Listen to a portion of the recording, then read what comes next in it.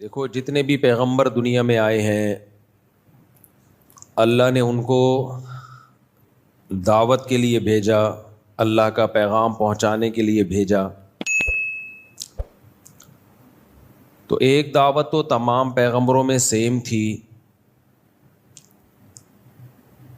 اور پھر باقی جتنی دعوت انہوں نے اپنی قوم کو دی ہے وہ اپنی قوم کے حالات کے اعتبار سے دی ہے۔ باقی دعوت میں تمام پیغمبروں کی دعوت پھر سیم نہیں تھی، ایک دعوت سیم تھی، اللہ تعبدوا الا اللہ، کہ عبادت صرف اور صرف اللہ کی ہوگی۔ اس کے علاوہ پھر دعوتوں میں کلچر کے لحاظ سے جس قوم میں جو برائی تھی پیغمبر نے اس برائی کو فوکس کیا ہے۔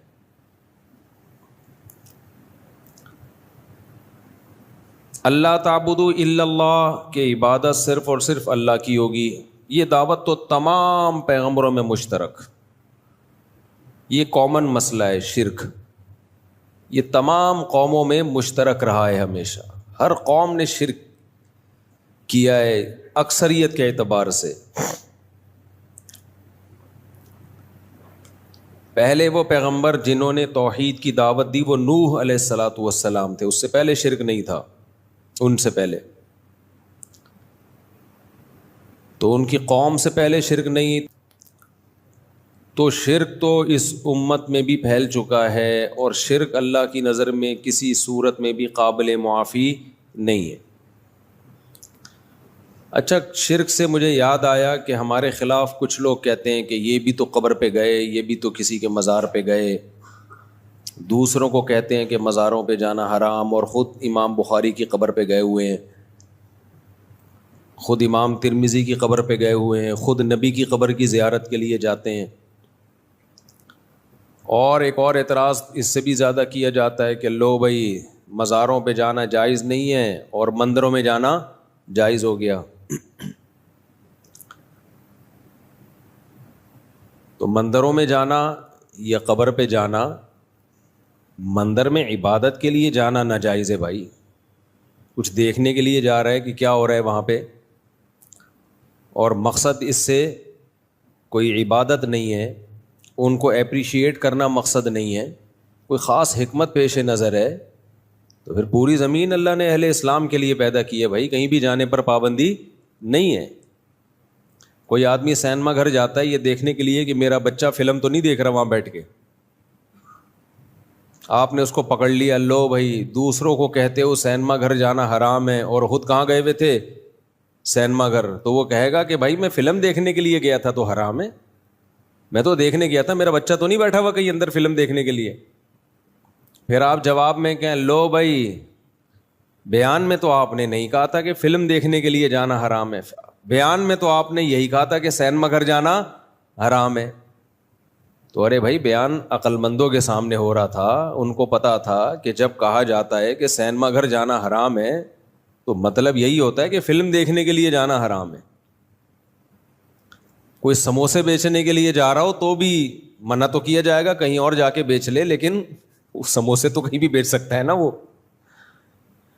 نبی صلی اللہ علیہ وسلم نے فرمایا کہ قرب قیامت میں ایک لشکر حملہ کرے گا بیت اللہ پر، حملے کے لیے آئے گا، کرے گا نہیں، حملے کے لیے آئے گا، حتی اذا کانوا ببیداء یخسف باولہم وآخرہم، جب وہ پڑاؤ ڈالے گا نا بیدا کے مقام پر تو اللہ پورے کے پورے لشکر کو زمین میں دھسا دے گا۔ تو سیدہ عائشہ رضی اللہ تعالی عنہا نے پوچھا کہ یا رسول اللہ اس لشکر میں تو ایسے لوگ بھی ہوں گے نا، وفیہم اسواقہم ومن لیس منہم، کہ وہ سارے تو حملہ کرنے کے لیے نہیں آئے ہوں گے جن کو اللہ نے دھسا دیا، کچھ لوگ مجمع دیکھ کے ٹھیلا لگانے بھی آ جاتے ہیں، جہاں مجمع ہوتا ہے گول گپے، گولے گنڈے، کرارے پاپڑے، جوس، بوتلیں، آوازیں آتی ہیں نا اسٹیشن سے، جب آپ اسٹیشن پہ گاڑی روکتی ہے تو کیا کیا آوازیں آ رہی ہوتی ہیں؟ ابھی میں کیا آوازیں، کبھی اکیلے میں آؤ گے تو پوری ایک نقل اتار کے بتاؤں گا، ہم نے تو بہت سفر کیا ہے نا ٹرینوں میں۔ کرارے پاپڑے بولنے میں بڑا مزہ آتا تھا، کرارے پاپڑے. خیر، تو جب گاڑی اسٹیشن پہ رکتی ہے، بیسیوں قسم کے لوگ ٹرین میں چڑھتے ہیں، ان کا مقصد گاڑی میں سفر کرنا نہیں ہوتا. خیر، تو نبی صلی اللہ علیہ وسلم نے فرمایا کہ جب وہ لشکر دھسایا جائے گا تو A to Z سب دھس جائیں گے زمین میں. تو سیدہ عائشہ نے عرض کیا یا رسول اللہ، یعنی حضرت عائشہ کا مقصد یہ تھا کہ جب اتنا بڑا مجمع کہیں آ کے ٹھہرتا ہے تو لوگ چیزیں بیچنے کے لیے بھی آ جاتے ہیں اور ویسے ہی دیکھنے کے لیے بھی آ جاتے ہیں کیا ہو رہا ہے یہاں پہ. تو ان کی نیت تو نہیں تھی مکہ پہ حملہ کرنے کی، یہ تو کاروبار کے لیے آ گئے. تو آپ نے فرمایا یخسف باولہم وآخرہم ثم یبعثون علی نیاتہم. زمینی عذاب تو سب کو آئے گا، زمینی عذاب یہ نہیں دیکھتا کہ نیک کون ہے برا کون ہے، اس کی نیت کیا تھی. جب زلزلے آتے ہیں سب کو لپیٹتا ہے زلزلہ.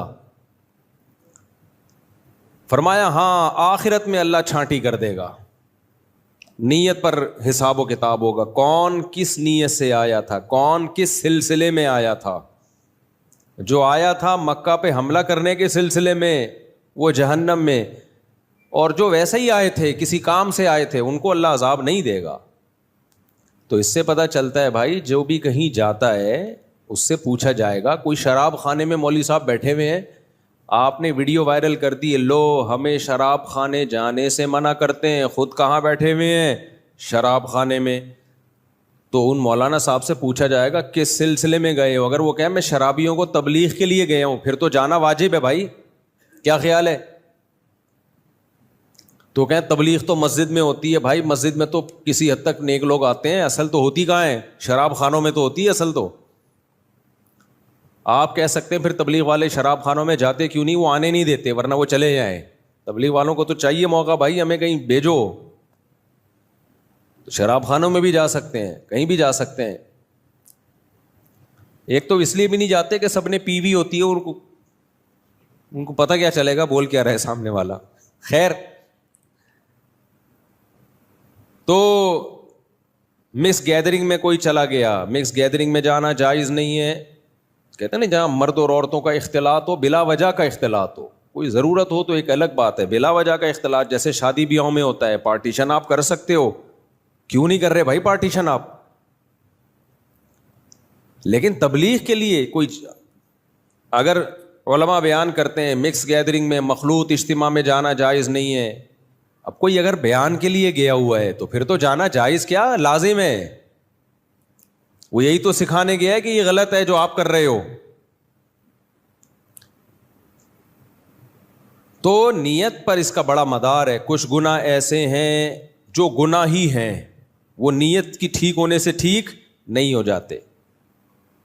مثال کے طور پر ہو سکتا ہے ہمارا بیان سن کے کوئی کہے کہ اچھا نیت پر اعمال کا مدار ہے، سینما گھر اگر بچے کو پکڑنے کے لیے گئے ہیں تو جانا جائز ہے، نیت ٹھیک ہے نا اس میں.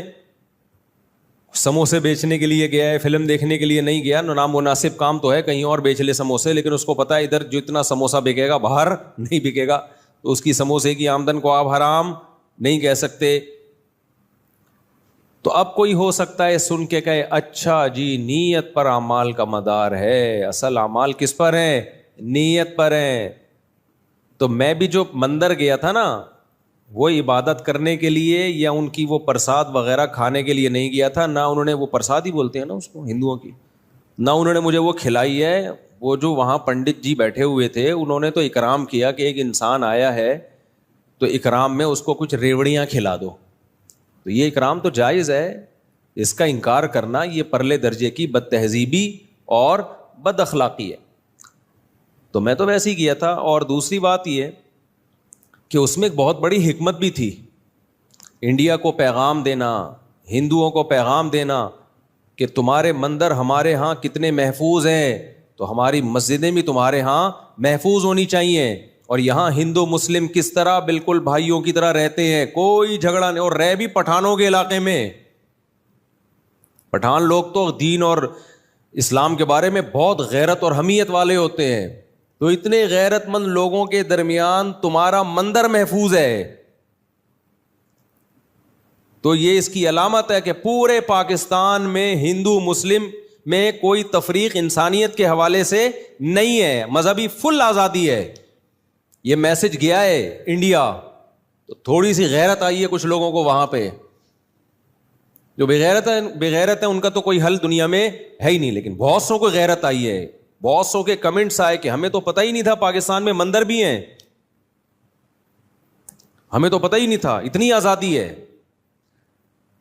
تو کس نیت سے آپ جا رہے ہو؟ اسی طرح مزار کس نیت سے جا رہے ہو آپ؟ کسی کی قبر کی زیارت بذات خود کوئی برا کام نہیں ہے. نبی صلی اللہ علیہ وسلم نے قبرستان کی زیارت کا حکم دیا تاکہ آخرت کی یاد تازہ ہوتی ہے. آپ صلی اللہ علیہ وسلم نے اللہ سے اجازت مانگی کہ اپنی والدہ کی قبر کی زیارت کریں, اللہ نے آپ کو قبر کی زیارت کی اجازت دی. تو انسان کا ماں سے رشتہ ہوتا ہے, باپ سے رشتہ ہوتا ہے, بزرگوں سے بھی رشتہ ہوتا ہے. امام بخاری سے بھی رشتہ ہے ہمارا بھائی. تو اگر ہم ازبکستان گئے اس لیے نہیں تھے کہ قبر کی زیارت کریں گے, ازبکستان ویسے ہی ہم گئے تو وہاں ہمیں پتہ چلا بھائی یہاں تو امام بخاری کی قبر ہے, تو جانے میں کیا حرج ہے. ہاں, قبر کے گرد گول دائرہ کر کے بیٹھنا یہ ٹھیک عمل نہیں ہے. اگر میری کوئی ایسی تصویر ہے آئی ہے یا تو وہ فیک ہے, اور اگر بالفرض حقیقت بھی ہے تو میں اسے رجوع کرتا ہوں. میرے اس عمل سے استدلال درست نہیں ہے. تو اگر میں نے ایسا کیا ہے تو غلط کیا ہے. میں اپنے عمل کو نہیں ڈیفینڈ کروں گا بھائی, میں کس کو, جو شریعت ہے وہ شریعت ہے, وہ میرے کرنے سے شریعت نہیں بدل جائے گی. تو قبروں پہ اس طرح مجاور بن کے بیٹھنا اور اس طرح کی ایکٹیویٹی کرنا جس سے شرک اور بدعت پھیلتا ہو, یہ جائز نہیں ہے. قبر کی زیارت کا یہی ہے, گئے میت کے لیے دعا کی اور پتلی گلی سے نکل گئے, بس. اس سے زیادہ ہمیں کچھ نہیں سکھایا گیا قبر پہ. تو خیر, تو میں یہ عرض کر رہا تھا, ہو سکتا ہے کوئی کہے لو بھائی مکس گیدرنگ میں اچھی نیت سے جانا جائز ہو گیا, یعنی تبلیغ کے لیے جا رہے ہیں. اب جیسے کالج میں یونیورسٹیوں میں ہم بیان کے لیے جاتے ہیں تو وہ اتنے نیک ہوتے ہیں نا کہ لڑکیاں پردے والی ہوتی ہیں, تو ہم کہتے ہیں کہ ضرورت ہی نہیں ہے ان کو, تو ٹھیک ہو گئی ہیں. صحیح ہے نا, تو وہیں تو جا کے بیان کرنا پڑتا ہے. آپ کہہ سکتے ہیں مفتی صاحب آپ جب میڈیکل کالج گئے لڑکے لڑکیاں بیٹھے ہوئے تھے, آپ نے کون سا وہاں جا کے پردے پہ بیان کر دیا کہ انہوں نے پردہ کرنا, دوپٹہ لینا شروع کر دیا. دیکھو ہم پہ تبلیغ فرض ہے, خوب اچھی طرح یہ بات سمجھو. ہم پہ تبلیغ کا مطلب لوگوں کو اللہ کے قریب لانا. اس لانے کا طریقہ کیا ہوگا, اس میں ہر آدمی کی رائے دوسرے سے مختلف ہو سکتی ہے. مثال کے طور پر ایک آدمی شراب پیتا ہے, آپ کا ٹارگٹ یہ ہے, ہدف یہ ہے کہ اس کو شراب چھڑوانی ہے, اور آپ شراب خانے چلے گئے اس کو سمجھانے کے لیے, اس کو بھی اور اس کے دوستوں کو بھی, لیکن آپ نے شراب پر ایک لفظ نہیں بولا, شراب پر ایک بیان نہیں کیا آپ نے.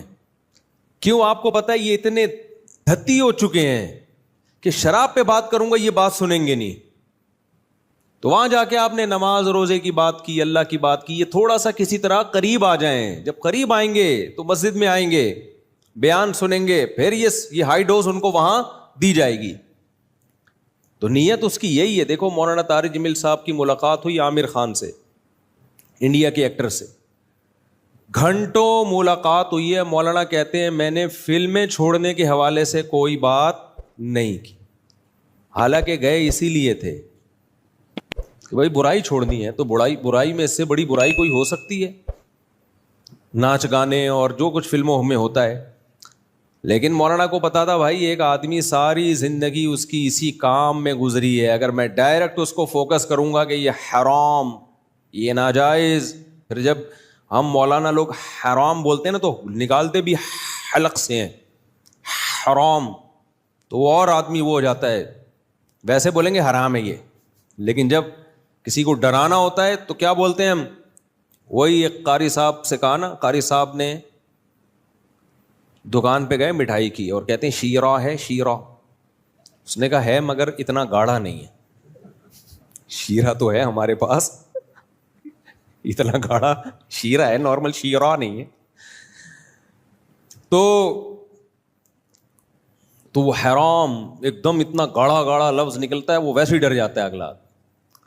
تو ڈرانا پولیس کا کام ہے, مولویوں کا کام نہیں ہے, مبلغین کا کام نہیں ہے. یہ کس کا کام ہے؟ پولیس کا کام.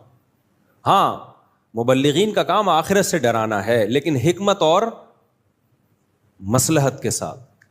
کیا حکمت کہ نبی صلی اللہ علیہ وسلم نے جب دعوت کے لیے کسی کو بھیجا ایک صحابی رسول کو, کیا فرمایا؟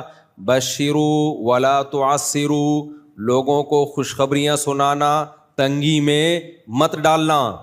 ایک دم جا کے نہیں یہ بتا دینا یہ کرنا حرام, یہ کر کے جہنم, یہ کر کے جہنم, وہ ڈر جائیں گے بھائی. آرام آرام, دین پہ سودے بازی نہیں کرنی ہے, اتنا نرم نہیں بن جانا کہ حرام کو حلال کر دینا ہے. بعض مبلغ یہ بھی کر رہے ہوتے ہیں یہ ناجائز ہے. یہ نہیں ہے کہ حلال اور حرام میں جو اللہ نے ایک لمٹ رکھی ہے وہ لمٹ آپ کراس کر دیں. نا نا نا نا, کسی کو دین پہ لانے کے لیے, دل شکنی سے بچانے کے لیے اپنی دین شکنی جائز نہیں ہے. دین شکنی کا مطلب دین توڑ دینا, یہ جائز نہیں ہے. ہمارے حضرت مفتی رشید احمد صاحب رحمہ اللہ تعالیٰ کے پاس ایک شخص آیا, اس نے دعوت دی, سودی بینک میں جاب کرتے تھے, وہ ٹوٹلی حرام آمدن تھی ان کی. سودی بینک میں جاب کے بھی مختلف شعبے ہیں, کچھ شعبے جائز ہیں کچھ حرام ہیں. جیسے چوکیدار کا شعبہ ہے نا, اگرچہ وہ سودی بینک میں چوکیداری کر رہا ہے مگر وہ جائز ہے, یعنی آمدن جائز ہے. بہتر تو یہ کہ نہ کرے یہ کام. آمدن اس لیے جائز ہے کہ وہ تو صرف پیسوں کی حفاظت کر رہا ہے نا, تو بذات خود ایک جائز کام ہے. تو سود کی وجہ سے 4 آدمیوں پہ لعنت ہوتی ہے, سود لکھنے والا, سودی لین دین, سود دینے والا, لینے والا, اور اس پر گواہ بننے والا. تو مینیجر کی تنخواہ حرام ہے کیونکہ وہ سارے سودی سیٹ اپ کو کیا کر رہا ہے, ساری ٹرانزیکشن ہی اس کی نگرانی میں ہو رہی ہے. لیکن اگر سودی بینک میں کوئی شخص حرام کام نہیں کر رہا, جیسے الیکٹریشین ہے, اس کا کام ہے پنکھے لگانا, اس کا کام ہے ٹیوب لائٹیں صحیح کرنا, اس کا کام ہے سولر سسٹم کو ٹھیک رکھنا, تو یہ اس کی تنخواہ کو حرام نہیں کہتے. اس لیے میں عرض کر رہا ہوں کہ یہ جو آمدن کے حلال و حرام ہونے کا ٹاپک ہے نا, یہ اتنا ایزی نہیں ہے جتنا لوگوں نے سمجھ لیا ہے. کہ جو اسکالر اٹھتا ہے وہ فتویٰ دے رہا ہے یہ حلال ہے یہ حرام ہے, یہ پراپر ٹاپک ہے, یہ پڑھا جاتا ہے کہ آمدن کب حرام ہوتی ہے اور آمدن کب حلال ہوتی ہے. تو مفتیان کرام کا کام ہے, یہ انہی کو کرنے دیں آپ. تو خیر, تو ہمارے حضرت کے پاس فون کوئی شخص آیا کہ آپ کی دعوت ہے, حضرت نے فرمایا کہ نہیں میں نہیں قبول. بہت اصرار کیا, حضرت نے فرمایا بھائی آپ کی آمدنی جائز نہیں ہے. تو کسی نے کہا حضرت آپ اس کا دل ٹوٹ گیا, آپ نے دعوت ٹھکرا دی. تو حضرت نے فرمایا کسی کا دل جوڑنے کے لیے میں اپنا دین نہیں توڑ سکتا. یہ اصول یاد رکھو. آج کل بعض مبلغ کچھ ضرورت سے زیادہ نرم پڑ جاتے ہیں, یہ بھی ٹھیک نہیں ہے بھائی. نہ اتنے کڑوے بنو کہ لوگ تھوک دیں, نہ اتنے میٹھے بنو کہ لوگ نگل لیں. یہ ہمارے والد صاحب کا ملفوظ ہے, اللہ ان کی مغفرت کرے. وہ کہتے تھے اعتدال ضروری ہے, نہ اتنے کڑوے کہ ہر وقت منہ سے نفرت ہی نکلتی ہے, ڈراتے ہی رہتے ہو یہ جہنم وہ جہنم, تو بھی جہنم میں جائے گا وہ بھی جہنم میں جائے گا. لوگ بولیں بھائی یہ کوئی جنت کے لیے کوئی بچا بھی ہے. بعض اسکالرز کو سنو نا آپ تو ایسا ہی لگتا ہے, میں ان بزرگوں کے نام نہیں لوں گا, کچھ اسکالرز کو سنو ایسا لگتا ہے یہ 2-4 جنت میں جائیں گے, باقی سارے کیا ہیں, یہ بھی غلط وہ بھی غلط فلانا بھی غلط یہ بھی غلط, تو سارے ہی جہنم میں جا رہے ہیں. بھائی بچا کون ہے؟ اس سے لوگ دین پہ کے قریب نہیں آتے, دین سے دور ہو جاتے ہیں. اور آپ جا کے لوگوں کو ہدف, اب کوئی بے پردہ لڑکی اگر آ جائے, عورت آ جائے, ایک دم اس کے منہ پہ کہنا کہ آپ پردہ نہیں کرتی آپ جہنم میں جاؤ گی, یہ تبلیغ کا مؤثر طریقہ نہیں ہے. دیکھو نبی صلی اللہ علیہ وسلم کے پاس ایک صحابی آئے نا, بات سے بات نکل رہی ہے, کیا کروں میں, ٹاپک دماغ میں کچھ اور ہوتا ہے, چل کہیں اور پڑھتے ہیں ہم. نبی صلی اللہ علیہ وسلم کے پاس صحابی رسول آئے, وہ صحابی تھے جن کے قتل کا فیصلہ ہو چکا تھا. یہ میں اس پہ بات کر رہا ہوں کہ نہ بہت سخت ہو نہ بہت نرم, اس کی لمٹ کیا ہے یہ بتانا چاہ رہا ہوں. تو یہ گچی پکڑ کے رکھنی ہے, دائیں بائیں نہ ہو جاؤں تاکہ میں اصل کی طرف آؤں. پھر کہ نبی صلی اللہ علیہ وسلم کے پاس ایک صحابی آئے, آپ نے ان کے قتل کا فیصلہ کیا ہوا تھا کیونکہ وہ نبی کی حجو کیا کرتے تھے, مذاق اڑایا کرتے تھے شاعری میں, بہت زیادہ توہین کی تھی.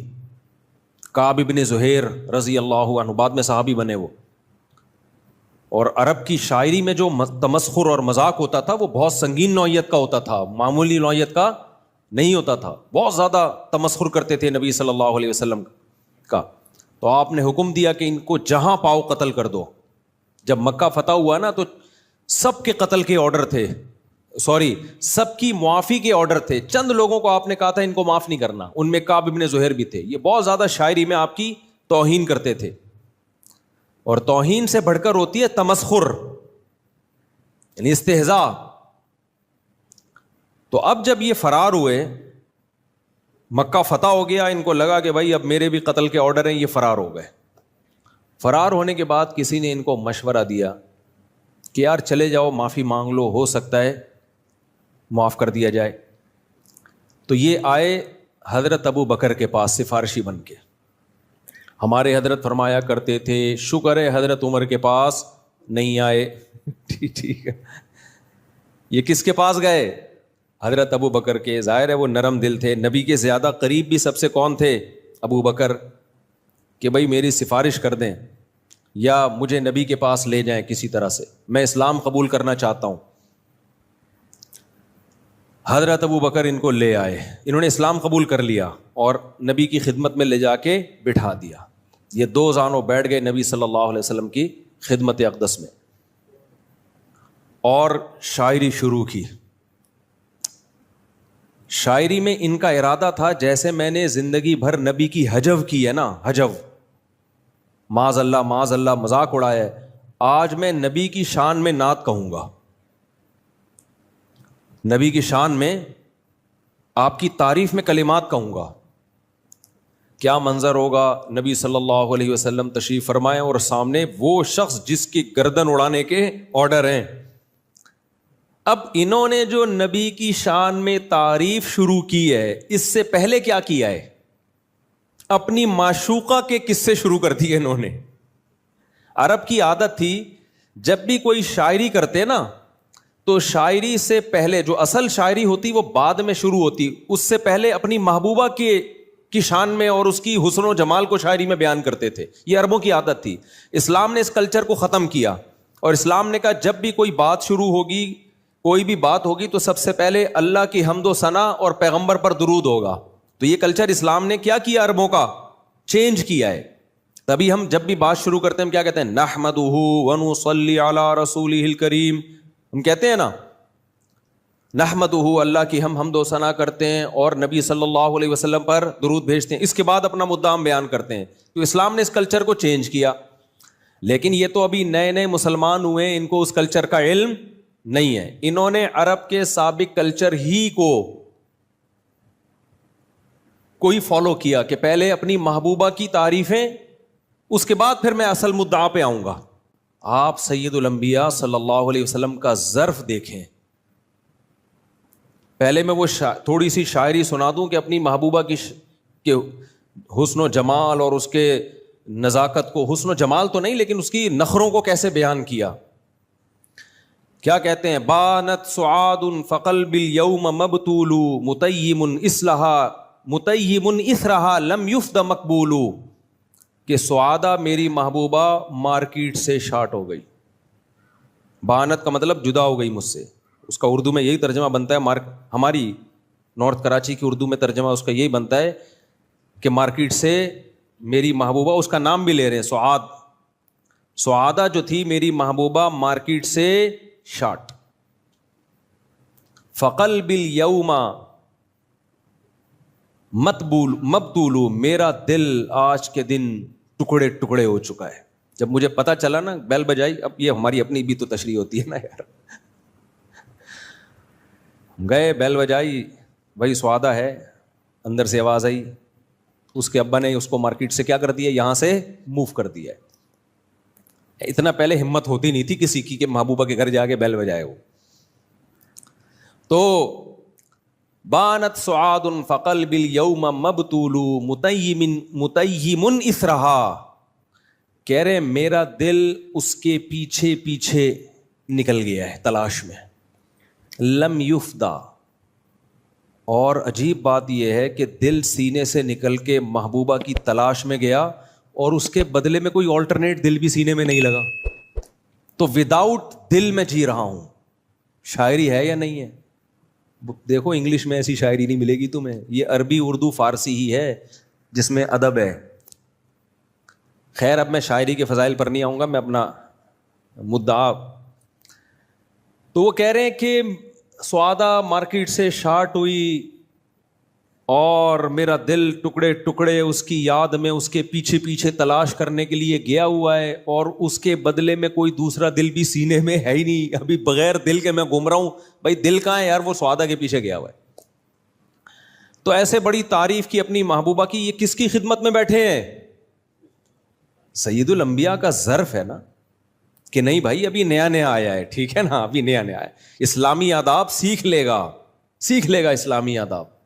ایک دم سے نہیں کہ تو میرے سامنے کیا محبوبہ کے قصے لے کے بیٹھ گیا ہے، نا ابھی آنے دو بھائی، ابھی نیا نیا آیا ہے. جب یہاں رہے گا تو سیکھ جائے گا کہ پیغمبر کے سامنے جب پیغمبر کی شان بیان کی جاتی ہے یا کوئی بھی بات تو پہلے اللہ کی حمد و ثنا ہوتی ہے، محبوباؤں کے قصے نہیں چھیڑے جاتے. یہ ادب کے خلاف ہے. صحابہ بھی بیٹھے ہوئے ہیں، انہوں نے بھی نہیں فوراً پکڑا کہ بھئی کیا یہ شاعری کر رہے ہو، نا. آج تحمل مارکیٹ سے کیا ہو گیا ہے؟ بولو، شارٹ. برداشت کیا ہو گئی ہے؟ شارٹ. اس لیے لوگ جو مذہبی اسکالرز ہیں نا، ان کے قریب آنے کے بجائے ان سے ڈر رہے ہیں. ایسا نہ ہو جیسے کوئی بھینسا وہ ہوتا ہے نا کٹا، جب بڑا ہو جاتا ہے اس کو کیا بولتے ہیں، جو سر پہ جس کے سینگ بھی ہوتے ہیں. بہرحال ایک ہوتا تھا پہلے بچپن میں نظر آتا تھا، آج کل وہ بھی لگ رہا ہے مارکیٹ سے شارٹ ہو گیا. تو وہ گھوم رہا ہوتا تھا بس سر یوں کر کے کہ دیکھوں کوئی ملے کہ اس کو میں ٹکر ماروں. یوٹیوب پہ آتے ہیں نا آج کل، یوٹیوب پہ دیکھا ہوگا آپ نے، بس اس کا کام ہی 24 گھنٹے یہ ہے کہ کوئی ملے جس کو میں نے کیا کرنا ہے، ٹکر مارنا ہے. تو کچھ اسکالر ایسے ہیں جو چاہ رہے ہیں کہ کوئی نئی چیز سامنے آئے اور ہمیں ٹکر مارنے کا موقع ملے. تو فلانے نے اپنی کتاب میں یہ لکھا، فلانا نے اپنی کتاب میں یہ لکھا، فلانا نے یہ لکھا، فلانا نے یہ لکھا. بھائی کسی نے کوئی کتاب میں اچھی بات بھی تو لکھی ہے. ہر وقت نیگیٹیوٹی کو اچھالنا سوسائٹی میں.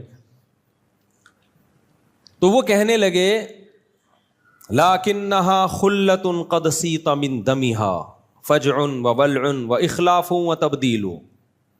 کہنے لگے میری محبوبہ کی یہ حسن و جمال اور سب کچھ اچھے کی رپورٹ چل رہی ہے اب تک، لیکن ایک فالٹ اس کے اندر ایسا ہے جو مینوفیکچرنگ فالٹ ہے.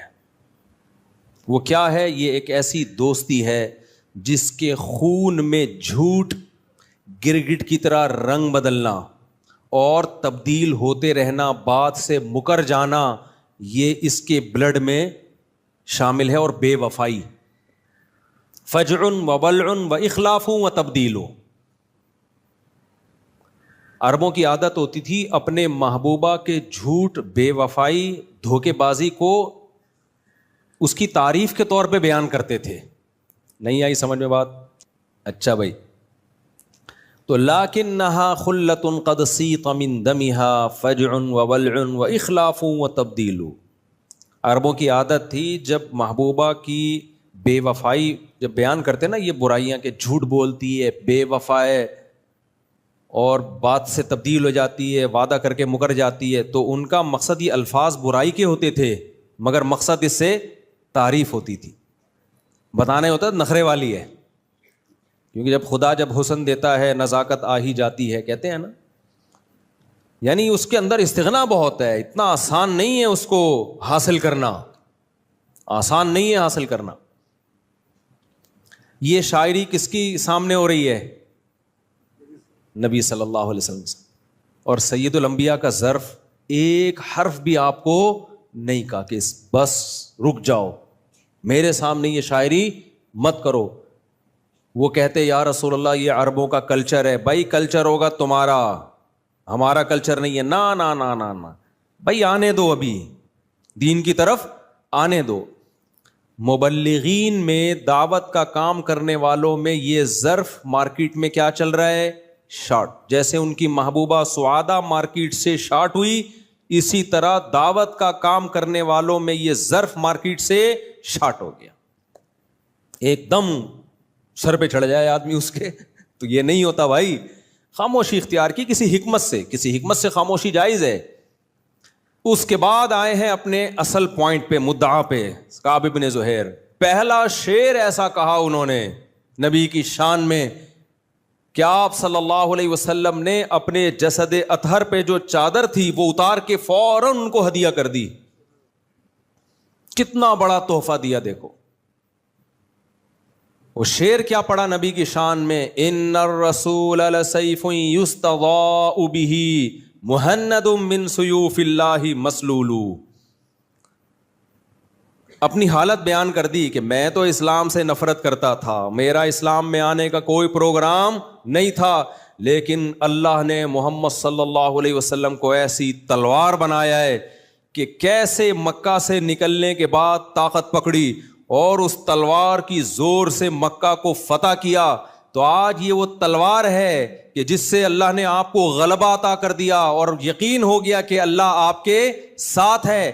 یہ وہ تلوار ہے جس سے مجھے, دیکھو مقصد یہ نہیں تھا کہ تلوار کی زور سے میں مسلمان ہوا ہوں, مطلب اتنی اللہ نے آپ کو فتوحات دی ہیں اور آپ کی تلوار میں اتنی طاقت ہے کہ غلبہ اور فتح کس کے مقدر میں ہے, آپ کے, کہ میرے جیسا آدمی بھی آج کس میں داخل ہو رہا ہے, اسلام میں داخل ہو رہا ہے کہ نہیں بھائی اسلام کے علاوہ ہمارے پاس کوئی آپشن نہیں ہے. تو یہ تعریف میں کہے, اگر ان کا مقصد ہو تلوار کی زور سے آپ مسلمان کر رہے ہیں مجھے, تو پھر یہ تعریف نہ ہوتی بلکہ یہ تو مذمت ہوتی.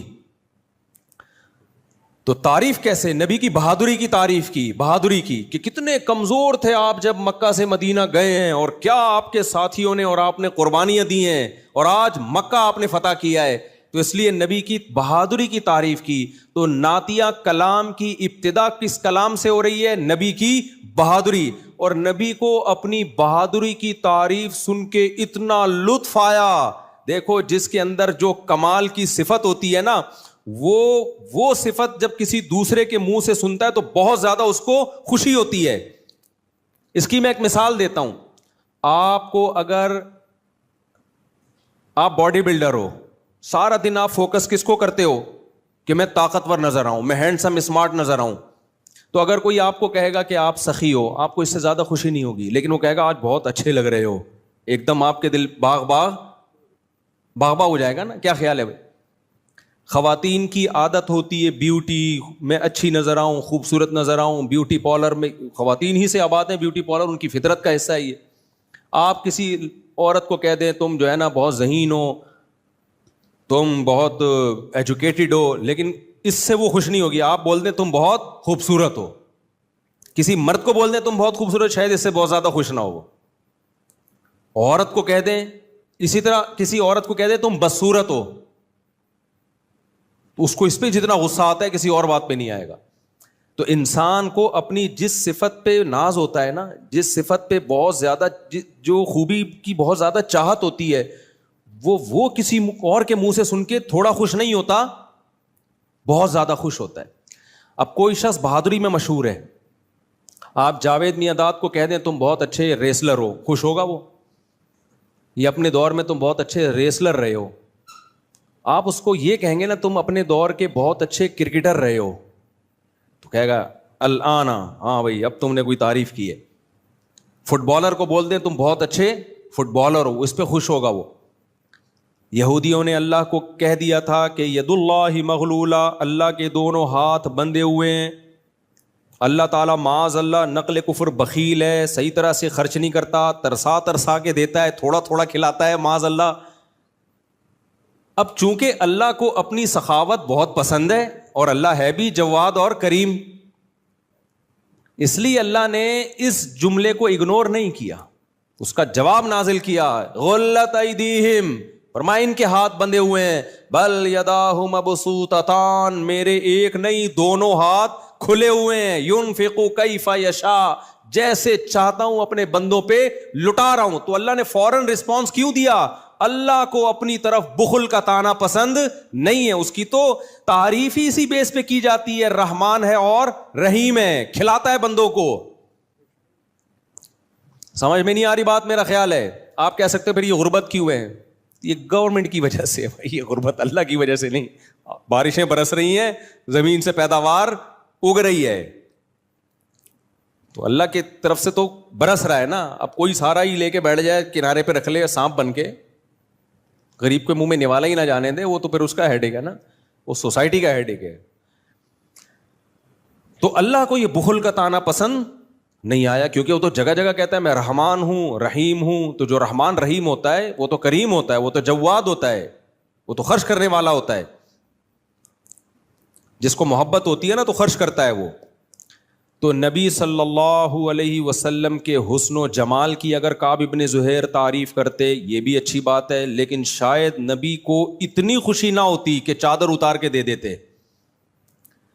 نبی صلی اللہ علیہ وسلم کی صحت کی وہ تعریف کرتے کہ یا رسول اللہ آپ بہت صحت مند ہیں. نبی اتنے صحت مند تھے بخاری میں کہ 40 مردوں کے برابر طاقت تھی سید الانبیاء صلی اللہ علیہ وسلم میں. علامہ ابن حجر نے لکھا ہے کہ 9 بیویاں ایک ٹائم پہ، اور خوراک کیا ہے؟ ایک دن ایک وقت کا کھانا، وہ بھی کھجور، اونٹ کا گوشت، بکری کا دودھ، اسی پہ گزارا. ایک ٹائم کا کھانا، اور پھر روزوں پہ روزے بھی، اور 9 ازواج. تو یہ غیر معمولی جسمانی طاقت کے بغیر ممکن نہیں ہے. میں اکثر بتاتا ہوں نا، میرے پاس ایک نوجوان آیا انتہائی باریک، بہت باریک سا، کہتا ہے میں 4 شادیاں کروں گا. میں نے کہا آپ کے پاس بیلنس نہیں ہے بالکل بھی، پہلے بیلنس ڈلوائیں. میں نے کہا ایسا نہ ہو کہ جو رہا صاحب بیلنس ہے وہ بھی مذاق کر رہا تھا، اس سے بھی تکلف ہے. تو کہتا ہے بیلنس کیسے آئے گا؟ میں نے کہا جم جاؤ، تھوڑا گوشت تو چڑھاؤ جس باڈی پہ، کوئی کھاؤ پیو، کوئی جان تو بناؤ. تو کہتا ہے مجھ سے ویٹ نہیں اٹھتا. اب یہ لڑکے بہت سارے کہتے ہیں ہم سے نہیں اٹھتا، چیخیں نکل جاتی ہیں. تو میں نے کہا یار جتنا ویٹ اٹھ رہا ہے وہ اٹھا لو. کہہ رہے نہیں 1 کلو کا بٹا بھی نہیں اٹھتا. میں نے کہا ایسا کرو 1 تن کا لو اور شیروانی کے بٹن لگاؤ دونوں طرف، وہ اٹھاؤ. پھر جب 1 بٹن اٹھانے کی طاقت ہو 2 بٹن کر دو. بٹن کا خرچہ میں دے دوں گا، ایسا نہ ہو کہ وہ کہے کہ بٹن کا کال. میں نے کہا وہ بٹن کا خرچہ، بٹن کے پیسے میں دے دوں گا. یہ میں اس لیے نہیں بتا رہا مذاق کے لیے، میں اس لیے بتا رہا ہوں جو کرنا ہی نہیں چاہتا نا وہ کچھ نہیں کر پاتا. جو کرنا چاہتا ہے بھائی، آپ کو کون کہہ رہا ہے کہ آپ پہلے دن اتنا ویٹ اٹھاؤ؟ آپ ہلکے ویٹ سے شروع کرو نا. پھر جب وہ کہتے ہیں نا نہیں ہلکا بھی نہیں، بھائی کیوں نہیں اٹھتا؟ ہاتھ تو اٹھا رہے ہو نا، یا اتنے اپاہج ہو گئے کہ 54-58 بھی نہیں اٹھتی؟ خیر، جو کہتا ہے مجھ سے جاگنگ نہیں ہوتی، بھائی واکنگ کر لو، تیز چلنا سیکھو. تیز چلا نہیں جا رہا، جتنا چلا جا رہا ہے اتنا تو چل. تھوڑا تھوڑا چلو گے، تھوڑا تھوڑا دوڑو گے، آہستہ آہستہ، تو ایسا نہیں ایک دم سے کچھ نہیں ہو جاتا. خیر، تو سید الانبیاء صلی اللہ علیہ وسلم کی تعریف میں صحابی رسول نے پہلا شعر کیا کہا ہے؟ میں عرض کر رہا تھا اگر وہ کہتے نبی صلی اللہ علیہ وسلم بہت صحت مند ہیں، آپ کو خوشی ہوتی، لیکن شاید اتنی خوشی نہ ہوتی. وہ کہتے یا رسول اللہ آپ کا جمال بہت زیادہ ہے، آپ بہت جمیل ہیں، خوشی ہوتی، اتنی زیادہ نہیں کہ چادر اتار کے دے دیتے. شعر کیا کہا ہے انہوں نے؟ ان الرسول لسیف یستضاء بہ، محمد صلی اللہ علیہ وسلم ایک تلوار ہے جس کی روشنی سے دنیا میں ہدایت پھیل رہی ہے. مہند من سیوف اللہ مسلول، اللہ کی تلواروں میں سے ایک تلوار ہے. ہندوستان کی تلواریں بڑی مشہور تھیں اس دور میں، ہندی تلواریں اور نیام سے نکلی ہوئی تلواریں. تو یہ بہادری ہے، بہادری کہ یہ وہ تلوار ہے جو جب چلتی ہے تو پھر رکتی نہیں ہے. کیسے اتنے بڑے مکہ کو آپ نے زیر کر لیا، جنہوں نے آپ کو نکالا تھا قسم پرسی کی حالت میں، اور آپ بدر میں لڑے، احد میں لڑے، احزاب میں لڑے، بنو قریظہ سے لڑے، کتنی لڑائیاں کی آپ نے. آج ان لڑائیوں کا اثر ہے، پلڑا کس کا بھاری رہا ہے؟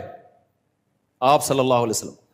جب غزوہ احد میں وقتی طور پہ شکست ہوئی ہے اور بعض مخلص صحابہ کے بھی قدم اکھڑے، لیکن نبی صلی اللہ علیہ وسلم میدان میں آگے کھڑے رہے، اور حضرت طلحہ آپ کے سامنے پتھر گر رہے ہیں نا، پتھراؤ، اور اس میں آپ کے دانت بھی شہید ہو گئے، اور جو جنگی ٹوپی آپ نے پہنی ہوئی تھی اس کی لڑیاں آپ کے چہرے مبارک میں گھس گئیں، لیکن آپ نے میدان نہیں چھوڑا. حضرت طلحہ کہتے ہیں کہ میں نے عرض کیا یا رسول اللہ نہری کوئی تیر آئے گا تو میری گردن پہ لگے گا، آپ کی نہیں.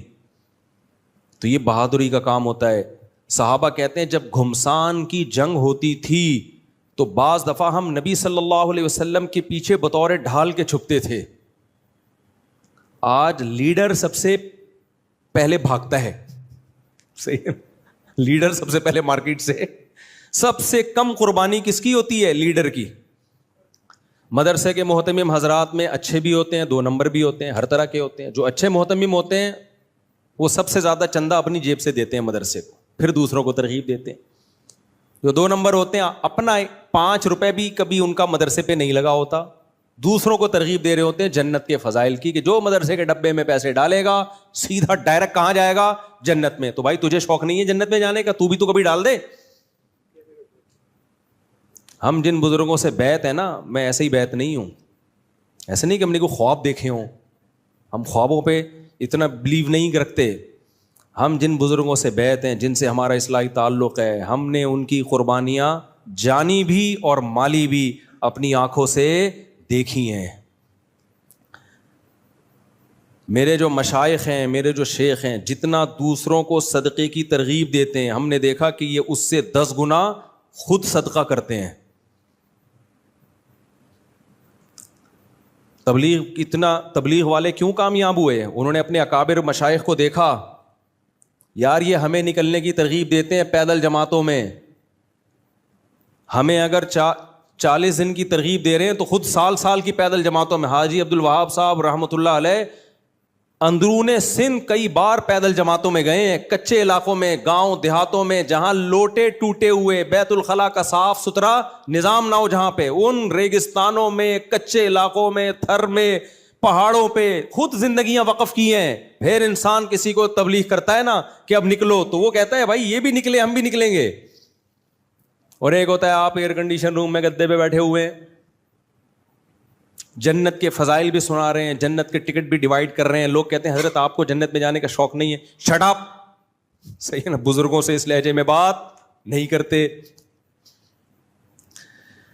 تو خیر کہاں سے کہاں بھائی, دائیں میں بہت گھوم رہا ہوں آج میں بھائی. وہ ہاں نبی صلی اللہ علیہ وسلم کی تعریف میں جب انہوں نے کلمات کہے نا کہ ان الرسول لسیف یستضاء بہ, کہ آپ تو بہادر ہیں, آپ کی مثال ایک تلوار کی ہے جو نیام سے نکلی ہوئی ہے. ایسے کوئی